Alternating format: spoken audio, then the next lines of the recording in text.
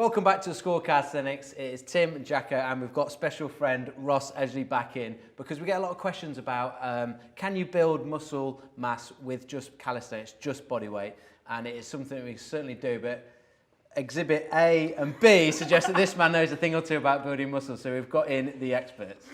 So yeah, it doesn't matter what your workout is, there are always three principles to muscular hypertrophy, and they can be broken down into the following. First is mechanical tension. This is almost, to put it in layman's terms, your powerlifting. It's just strength training, your body's ability to generate force. Next you have metabolic stress, which is more bodybuilding centric, higher rep ranges, and that's kind of where you're chasing the pump basically. Drop sets, cluster sets, all those types of things. And then lastly, muscle damage. Eccentric contractions, basically where you are lowering the weight, and also this can kind of be akin more to CrossFit, but what's worth noting is all of these are kind of variable and they link with each other, and within one workout you might do all three over a week, over a month, but today we're basically going to run through different body parts and how you can apply all of these solely using your own body weight.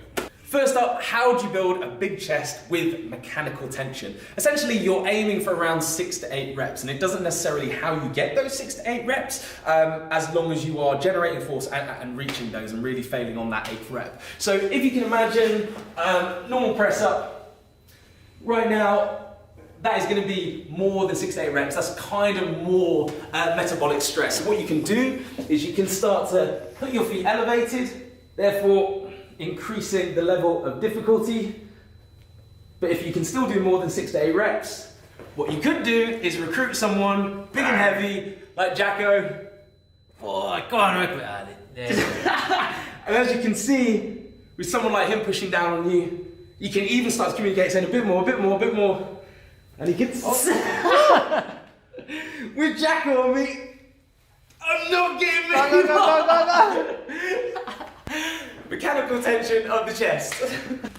Next up, we've got metabolic stress of the chest and shoulders that's going to be demonstrated by Tim. Head handstands. So what we're going to be doing on this is a biomechanical drop set.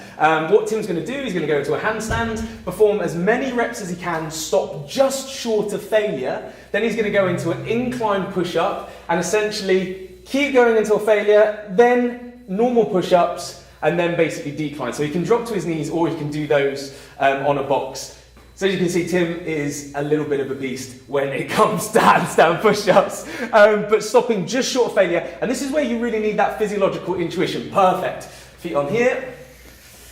As you can see, the hardest exercise, you start with the hardest exercise, which is obviously handstand push-ups, and you progressively get easier in the movement as you get more fatigued. Like I said, this is metabolic stress. It's very similar to Dorian Yates' type training, high intensity training, pioneered by Mike Mentzer, where they used to say, nice Tim, where you should leave absolutely everything on the floor. You should be in pieces afterwards. But each drop set, you stop just short of failure. It's really important because I think if you start getting fatigued, you can start drilling bad motor patterns. Nice, go to completely flat. Nice, Tim, nice. This is where it starts to hurt. And what's important as well is Dorian Yates used to say at the end of this drop set, if you could do another set, this wasn't hard enough. That's how hard you should be training. You should be in absolute pieces. Nice, Tim. You should be in pieces on the floor. After this, he's going to drop to his knees. Nice, on the knees to absolute failure. Nice, nice, nice, nice, nice, nice, nice. More. Good. More. Like I say, keep going. Yeah. More. Nice, and more. 5 more. Good. More. Nice. And that is metabolic stress, increasing muscular hypertrophy, shoulders and chest. Yes, Tim! When it comes to muscle damage, you are essentially able to lower more weight, so the eccentric phase, than you are able to lift concentrically. All I mean by this is you are probably able to lower more weight on a bench press than you are able to concentrically press. And it's exactly the same with a pull-up. You're able to lower more weight than you're able to actually pull yourself up. So that's why Jacko at the moment has on a bulldog weighted vest, and he is going to be lowering the weight as slowly as possible, and this is what's key, all the way down to lockout. But I think what's really important when you are training muscle damage, number one, use it sparingly. It's not something that you put into every single session because your body does take a battering from it. And also two, your body is going to try and cheat. So this is putting a lot of stress on the body.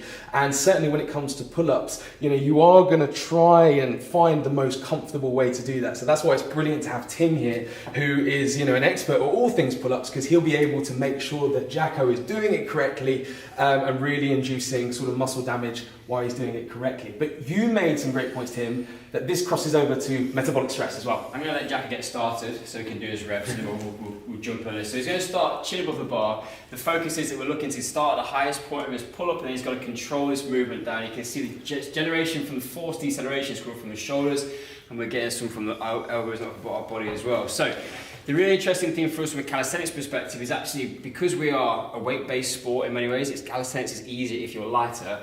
We're not that interested in becoming big and weak, which you can get from training a large amount of metabolic stress.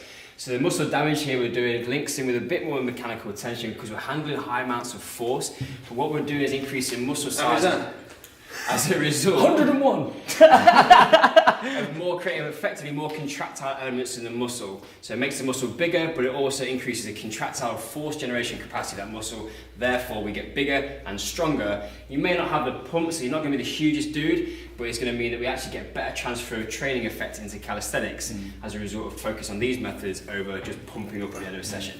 Having said that, there is value in that because lactic acid accumulation is going to also create some response with hypertrophy, but it's just understanding how you're going to best optimize what you want. Bodybuilders need to do metabolic stress because they get bigger doing it, but that's not a massive priority for us. You can see Dave's actually started to work quite hard. The reps start to increase in speed a little bit because he's struggling to decelerate. We can actually, with a bulldog vest, there's a great option on this, is we could start to strip out weight. So if we wanted to combine this with a drop set and really kind of hammer him, then we could do. So I'm going to go for and what's interesting as well is exactly what you said, Tim. Go up again. I'm sorry, I'm going to apologise in advance for this. But you can see because he's so strong in his arms, as soon as you start to cheat and pull these back ever so slightly, you can see you're engaging the lats more. This is when it starts to get a bit bodybuilding centric. Because Jacko has such good proprioception, kinesthetics awareness, because he comes from that body weight background, he's going to find the strongest way, and that's why he locked in. But by pulling these back and pushing, there you can actually see how hard. But as soon as you start there, that's where he's strongest. And this is with muscle damage. It's always so interesting when the goal is hypertrophy to say no, Jacko, like push him. There we go. Engaging the lats, yes, and making sure that you can tweak and tailor your training partner, and just to say, right, less biceps, more lats, depending on what you're targeting. But it's exactly the same as well, that if this was biceps, you could make it so specific and close grip it there, or even reverse it. But what we were trying to do is, if we were doing the lats, is to bring it out as wide as possible. Whereas you were very much like that because you're so strong in your arms. The interesting thing about that's our muscle up position. So if we're going to try and generate speed, we want to be in here because that is then going to become here. If we're out wide, we're just going to come transitioning out there. And the last place you want to be firing fast internal rotation is out here somewhere. It's a brilliant point. So that's you've drilled those motor patterns for so long, but when you have someone who's a little bit more sort of bodybuilding centric and hypertrophy, you can say, oh no, hang on, pull that back, and you go, oh. So it's just depending on what your goal is. Yeah, I think that's the most important thing, and we really encourage you guys out there and girls that you have something that you're working towards, like that's an actual a goal that you can actually quantify, rather than I just want to get bigger like this year now, or that, like if I'm going to work on a muscle up, I might have that position set up to be able to do that because I've got one eye on something else whilst I'm training a different variable like this and this. It's exactly that, Out of breath. So that's a bit of an overview of some bodyweight basics when we're talking about hypertrophy. There's lots of different combinations and you can throw all different variables in. Everything that's applicable in bodybuilding and people have used to get massive for years in terms of drop sets, supersets, pre-exhaust, it's all relevant. The only difference is we're just using bodyweight and you have one eye on the outcome that you want. Getting big for the sake of it in calisthenics might not be the best thing, But if you're away traveling, you haven't got access to a full gym and you are focusing on more bodyweight type training, you can use your bodyweight just as effective as you can with barbell, dumbbell, kettlebell. Well said.